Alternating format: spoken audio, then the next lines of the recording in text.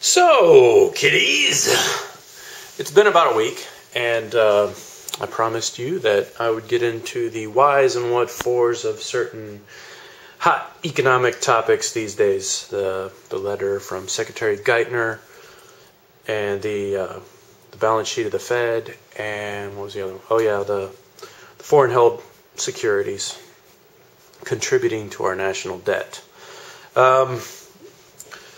So, because I said it's about a week, I want to make sure that that we have some fundamentals down. Now, what we're going to do, we can debate this later on, but this is the current system that is operating within our economy, and it is the fractional banking system with a central reserve bank.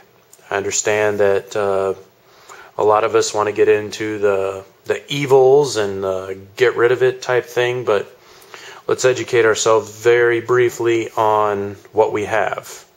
Then we can get on to the problems. And what I want to do with this video is to talk about the what we have. So you have three banks. These are all in different locations. And oops, lost the tip. And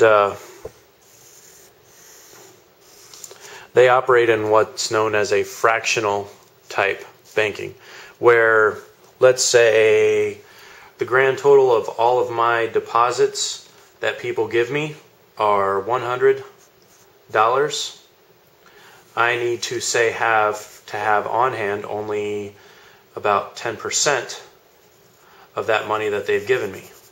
The other 90% I can then use to invest in hopefully worthy projects that will in fact pay a return and make my bank show a real nice profit.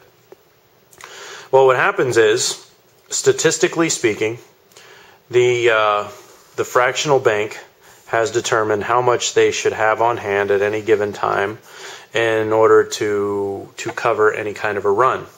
And that, just for the sake of argument, and for the sake of us just keeping us nice round numbers, let's say it is 10%. Well, what happens if a bank falls below that 10% and they're at 8%? Now, their wish is to be at that 10%, and what are they going to do? Now, you may say that they make money out of thin air, but we'll get into that shortly. A couple of options. One option is you could borrow it overnight from another bank. Let's say this bank has 12%, and they're willing to part with two of those percentages to make them both have the requisite 10%, and they'll do that for a fee, and the banks all work together. And that's partly how, when you hear in the news how the banks are linked and daisy-chained, I know you may have seen that. That's kind of what they're talking about, how the fate of the one bank to a point is linked to the other one. Because if this particular bank is in debt to that bank, when it goes down, it takes a portion of that bank with it because it ends up being a debt that is no longer payable. And banks will somewhat suffer. Like I said, we'll get into the reason why our economy adopted a fractional banking system here soon. But let's get these fundamentals down. But let's talk about something here. For example, let's say this guy does in fact still have the 8%, and this guy has the 12% still, but for some reason they do not want to part with that other 2%. Either they anticipate a greater withdrawal of the people who've deposited, or something else is going on. You know, they're getting ready to finance something. Enter the concept of a central reserve bank. Now, a central bank primarily is one that centralizes the currency, so you don't have like this bank have currency 1, 2, 3. They all have the central currency, which would be, we'll just call C. You know, so they'll be using C instead of individual currency, and that will allow them to work a little bit easier with each other. That way they don't have to convert their individual monies. Now, is this video as boring as it fucking sounds? Holy shit. I appreciate anybody that's still with me, but I'm going to keep going for your sake. The Central Reserve Bank has money on hand, and this is keeping it real simple.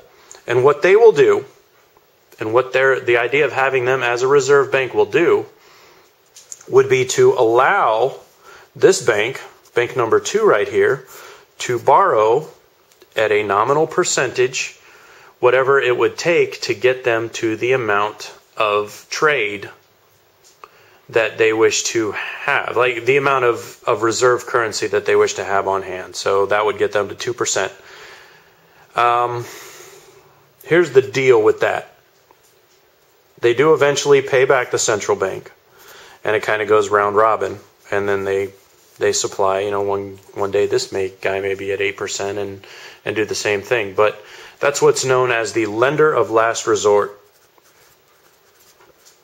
And it's one of our Reserve Bank's primary commissions, and it's also one of their main criticisms right now. Because of that lender of last resort and the federal deposit insurance, they've allowed a bank that, say, has always been running on the ragged edge, like this guy right here, to kind of get away scot-free, while a responsible guy sort of ends up getting the shaft. But we'll get into that. I'm killing myself saying this stuff. So that's kind of the idea of a central reserve bank. And they operate, and what they try to do is to keep these dollars as stable as possible. And how they monitor that is the amount that this bank right here charges in interest whenever they loan to this bank. And that is that's kind of the prime lending, or the federal funds rate, FFR, I think. Something along those lines. But I think you guys get the picture, and I wanted to give you this background before we get into the other stuff. Thanks a bunch for your time, and if you made it all the way to the end of this video, say Bosco in the comments. It'll be good.